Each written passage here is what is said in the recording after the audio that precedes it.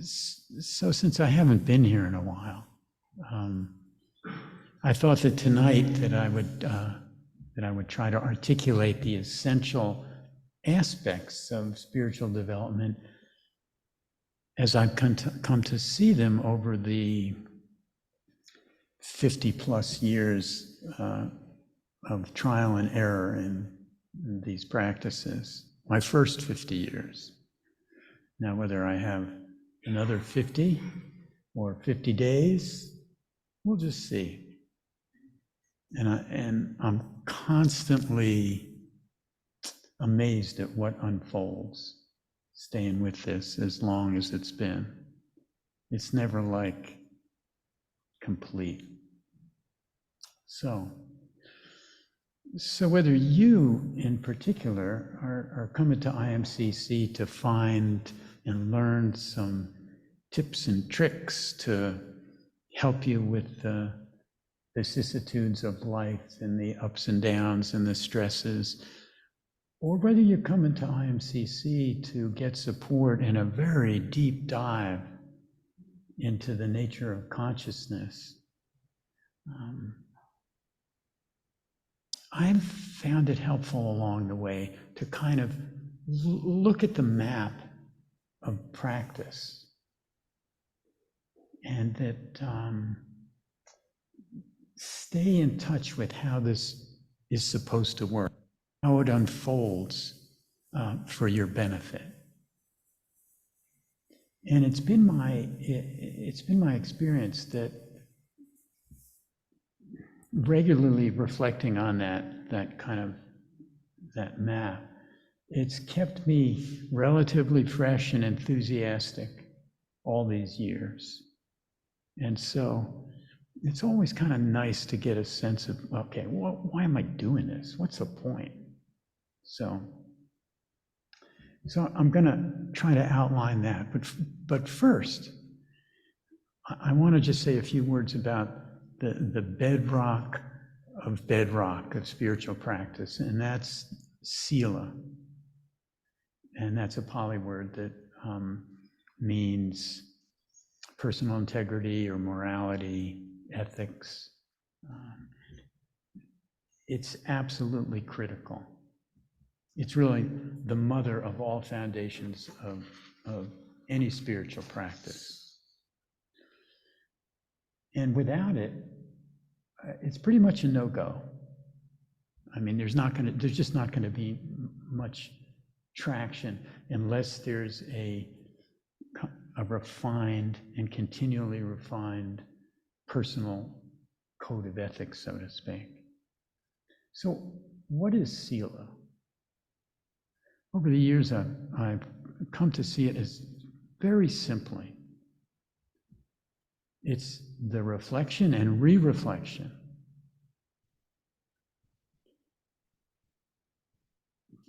of whatever I think, say, or do, and whether it causes harm or not. It's very simple. But it's very nuanced and subtle also. And as far as I can tell, that reflection never ends. Whether you're looking at what's my relationship to killing, are there just wars? Is abortion okay? All the gray areas that we deal with. It's a constant reflection, and along with the other categories. So it goes without saying that a refinement of our sila, or our personal integrity, supports the common good. The common good of everyone. I mean, we're each of the 8 billion of us are a kind of building block of this humanity that we have now. But it also, a refined sila supports a more relaxed and powerful gathering of the energies of the heart and mind, and we call that samadhi. And with a refined sila in your life, you're not, you have a better chance of having less agitation and less remorse in the mind if you're cleaning go. And so a life dedicated to non-harming, it really does provide that quiet, fertile seedbed for a deep dive into just the essence of everything. So, and that brings me to the next aspect of practice, and that's finding ways to stabilize the mind.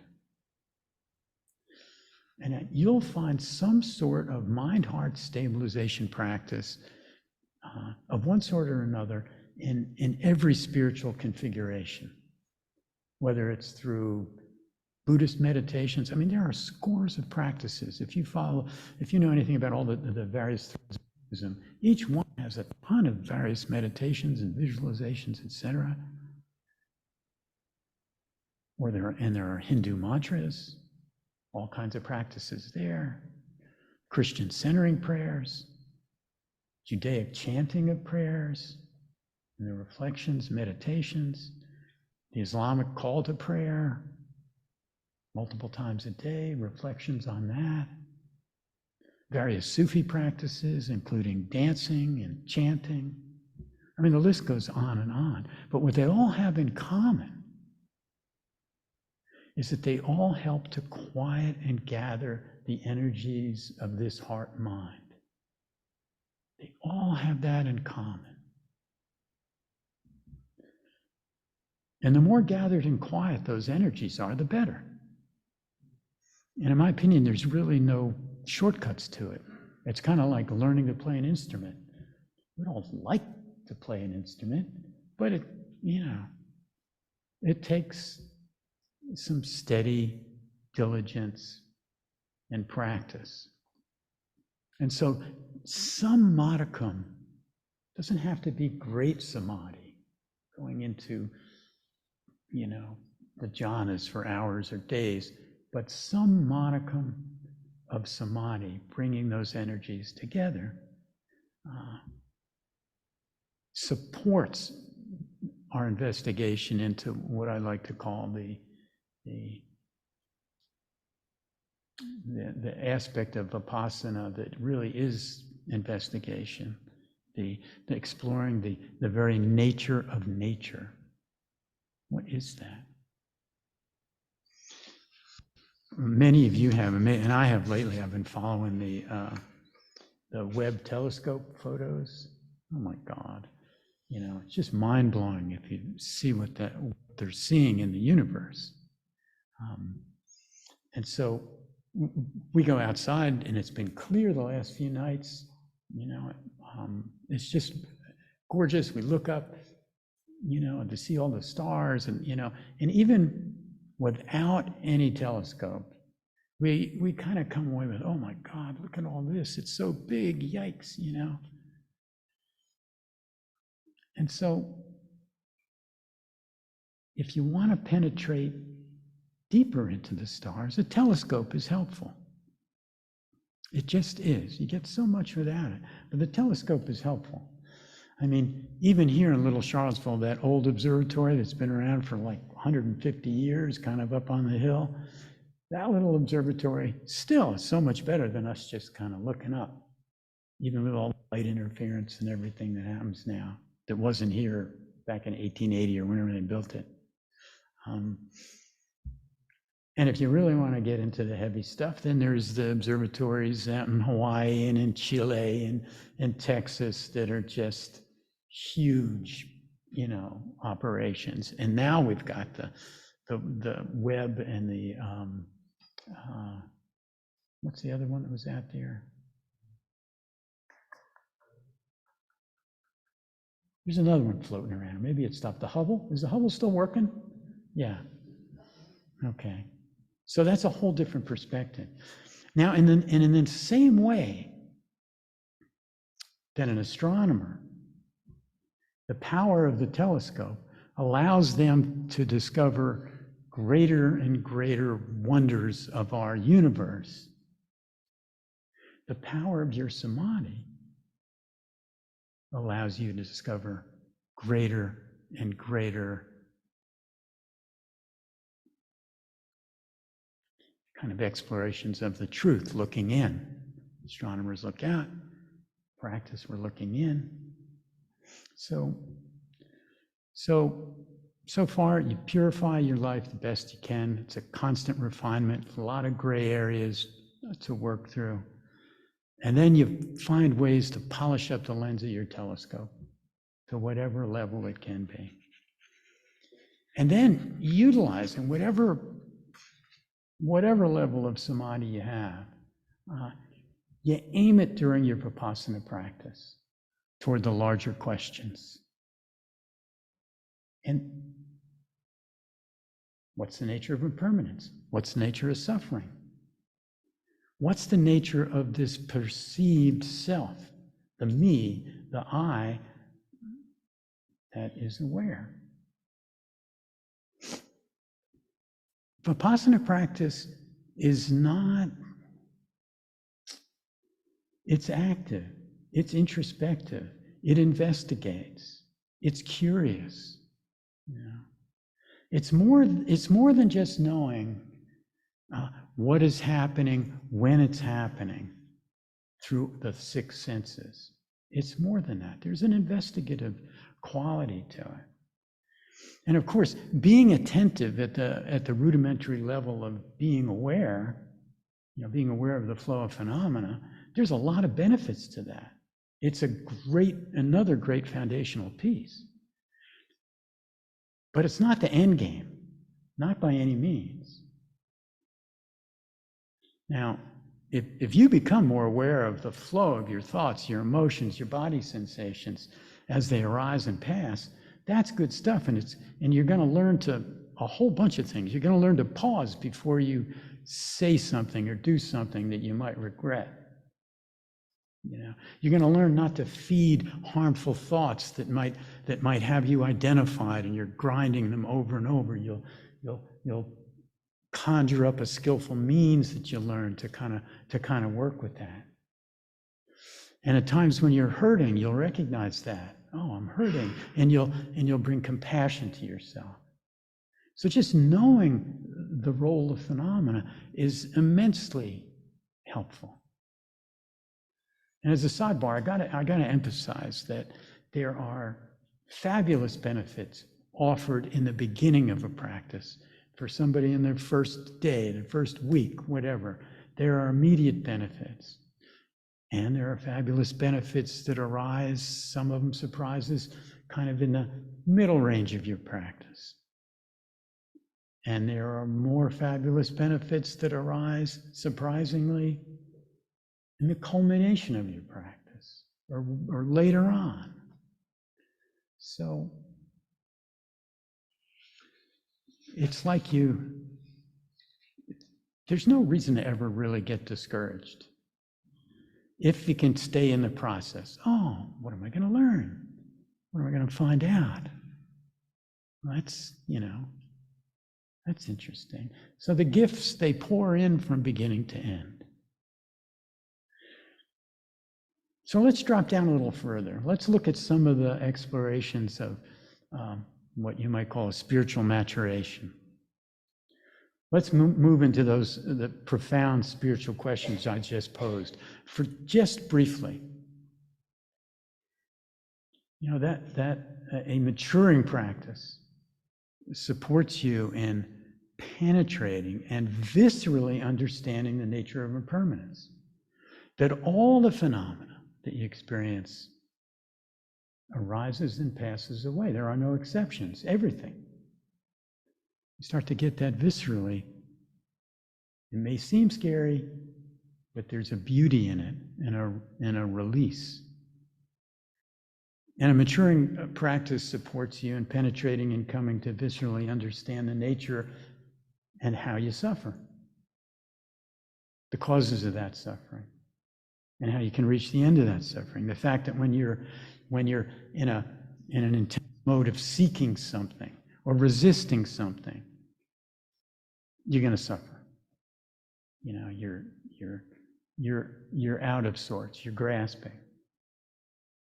And that the way to peace and happiness oftentimes just to let be. Kind of unfurl your talons on whatever you've been grasping onto and clinging so desperately to.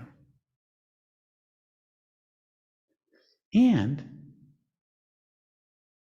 your maturing practice will support you in penetrating and viscerally understanding the very nature of this perceived self.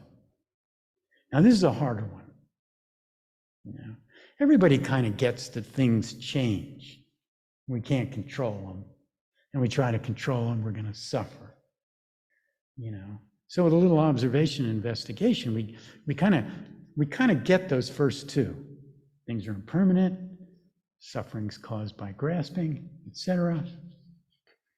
You know, the way that we clutch onto things that are pleasant, push away things that aren't. We kind of get that.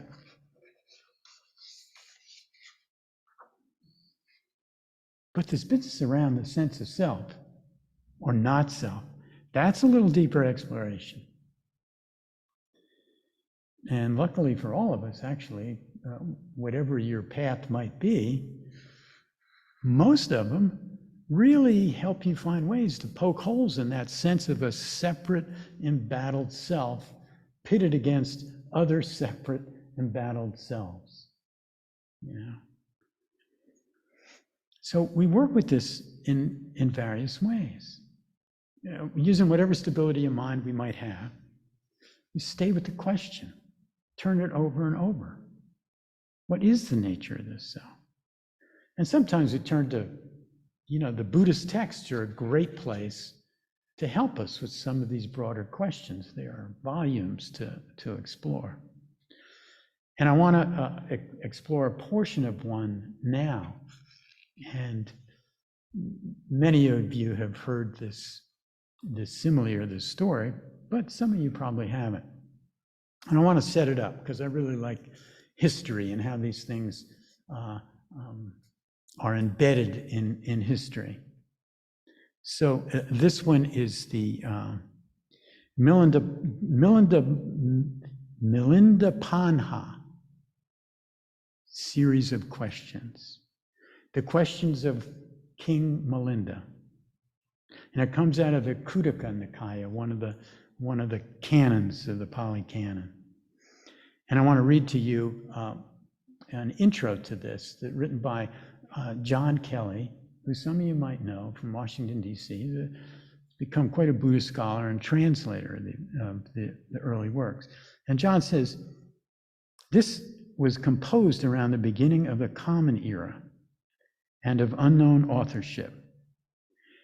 The Milinda Panha is set up as a compilation of questions posed by King Milinda to a revered senior monk named Nagasena.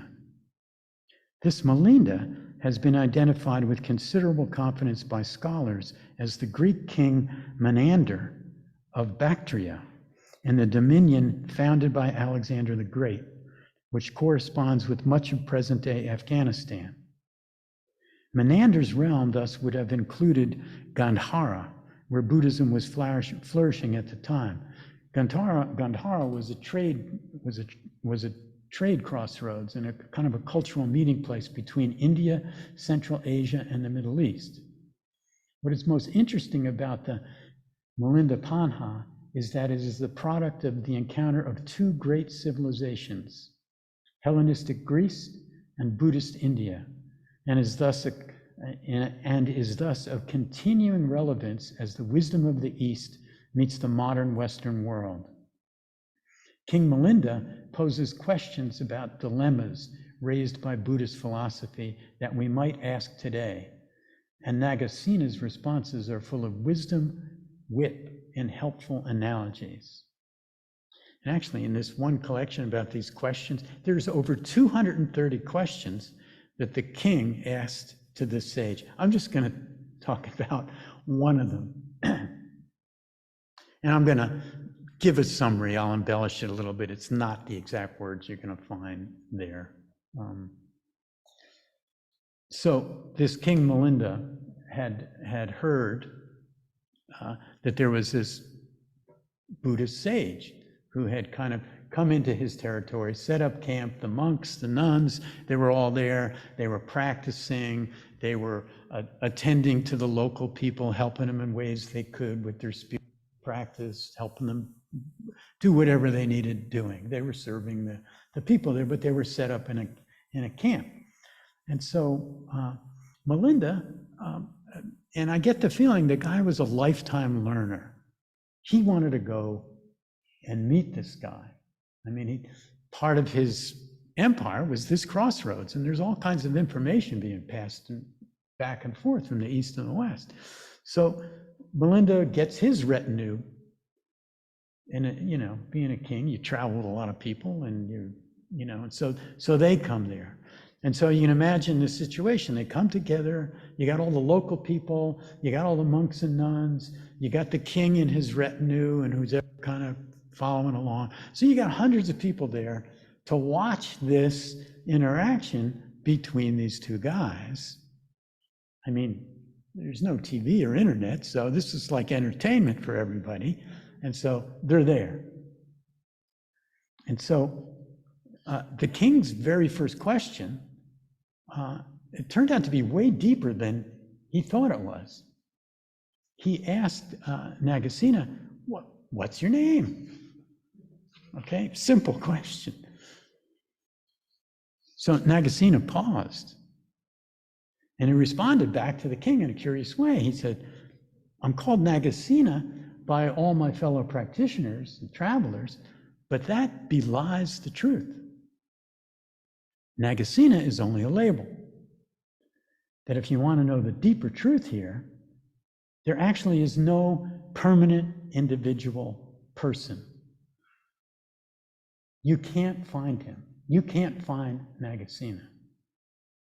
So the king, I imagine him being a little amused by this. He's a sharp guy, but undaunted, he fires back a bunch of questions to Nagasena. Questions like, okay, who is it that wears the robes and takes food? Who is it that defecates? Who is it that earns merit by serving others? Who is it that earns demerit by doing evil deeds? Who is it that causes karma? If what you say is true, a man could kill you and there'd be no murder. Nagasena would be nothing but a sound, an utterance. So Nagasena, he paused and then he asked the king, well, dear king, how did you get here? Did you walk or ride a horse? And the king said, no, I got my chariot, took the chariot. But what's a chariot, Nagasena said? Is it the wheels? Or the axles? Or the reins of on the horses? Or the frame? The seat? The draft pole? I think that's the thing that separates out the horses. I don't know. Is it a combination of those elements? Or is there some essence of chariot found in the pieces? So the king, kind of like reflecting deeply on all those questions, and he really had to answer no to each of them. It's not the wheels, it's not the axles, it's not this, no, it's not the pile of parts. So Nagasena, I imagine him a little joyful, said, you see, there's no chariot here. And the crowd, I imagine various, probably applauding somewhat and laughing because the king is kind of snared in the argument by this sage. But the King Melinda good-naturedly conceded. He said, I see that it's true that the designation chariot depends on all the parts. And I see that this label chariot is simply a convenient concept, a label, and really not the deepest truth. Quite right, Nagasena said. Nagasena is like the chariot, a label for something conceptual. It's a mere name. And when the parts are present and assembled in the chariot, we give it this name, this label, chariot. And when the parts are assembled in whatever, we call it Nagasena. So the discussion of that one question out of the 230 some questions kind of ended with the king feeling like he's starting to get a little handle on what this guy is talking about, the impersonal nature of the perceived self. Now, another way you could think of that simile of the chariot is to kind of take it in reverse. Imagine the chariot being taken apart by piece. At what point do you say it's not a chariot? You know, you can use a car also. You take out the seats, take out the windshield, you take away the wheels, the steering wheel, take the chassis away. At some point, you're going to say, well, that's not a car, maybe. But you can make the case, oh, it's a car, it's just all the parts are in there. So just kind of let that marinate. Take it slow. You don't have to have an answer to anything, really. But Nagasena was able to see through the appearance of things. And what's interesting is that today, with science, we know that what we see as this, we think through these crude eyes, this solid body, is really an appearance. It's not the greater truth. It may be a truth, but it's not the greater truth. Because a deeper look with electron microscopes and all the other tools of measurement, it totally disavows us of the notion that we are a solid body from that scientific perspective. It reveals layers of appearances becoming more and more subtle as you look closer and closer. Okay, we've got molecules, we've got cells, we've got atoms, we've got subatomic particles, we've got waves, and fields of vibrating energy. About 17 of them coming out of one field. Whoa! These eyes, little tricksters. So, this applies to everything we see. An appearance. You know?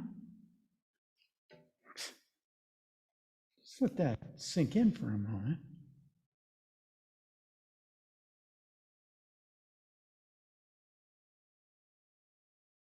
So on we go with our practice, kind of floating in this, what is becoming a netherland, kind of in a way. You got a little traction in your understanding of impermanence, nature of suffering, and the appearance of a self. Then you kind of organically move into, well, okay, what knows this? What knows this? What is this awareness that's cognizant? You know? What's the nature of this awareness? What are the characteristics? And just like in our meditation tonight, we're kind of dabbling around with that. Investigating, looking deeply.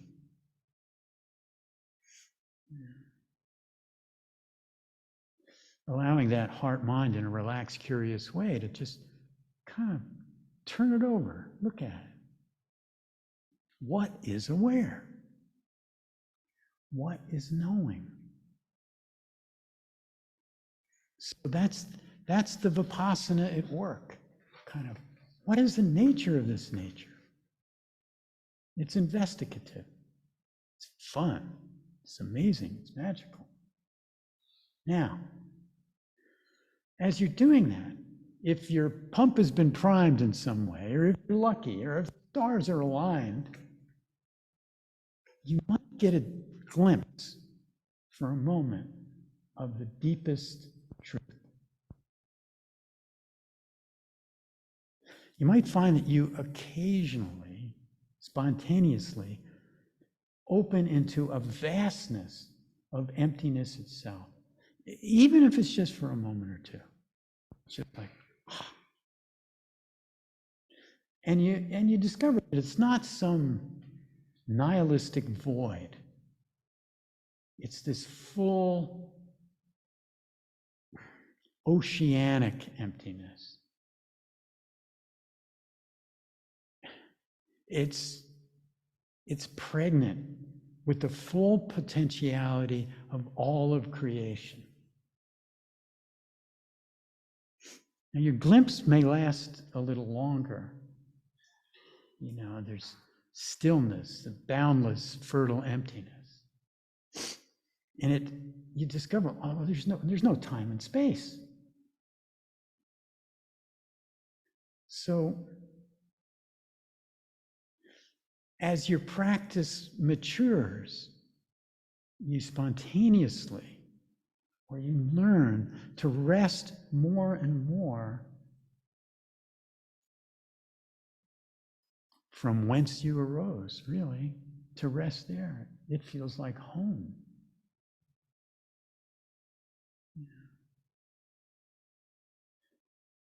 I mean, you get experiences at this level of resting. There aren't words. Any words are pale, inefficient descriptors. And for thousands of years, people of various faiths stumble over trying to describe these experiences. In fact, there comes a point where words are abandoned. They're just abandoned. There's a isness.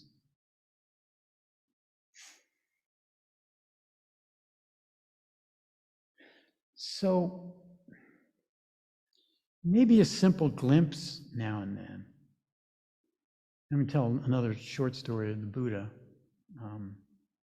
You can begin to understand maybe that story that I think most of us have heard of the Buddha's out walking along. He with his bad back, walking in northern India 2,500 years ago. But he's got this radiance about him. It's like, whoa. And somebody comes upon him and said, boy, you feel like something. Are you a god? And he said, no. And then he said, well, are you an angel? A celestial being? He said, no. Are you a saint? He said, no. Are you a man? And he said, no. I said, well, what are you? And he said, I'm awake. Now, he understood beyond the appearance of things to the very essence. He couldn't say he was a man, didn't want to. It wasn't the deepest truth. He had cultivated the ability to rest in, let's just call it the everything. And he understood he was the everything. Boundless, timeless, primordial, oceanic field. Pristine consciousness, all these words thrown around. The source. Whatever words you want to try to grasp or figure to describe it. He knew that his deepest essence was not a material thing. Consciousness itself, awareness itself. He is everything and cognizant of it. He's awake. Simple answer. Very deep answer. So he lived that deepest freedom. And so can we. That kind of deepening trajectory of ease and practice bears some interesting fruit.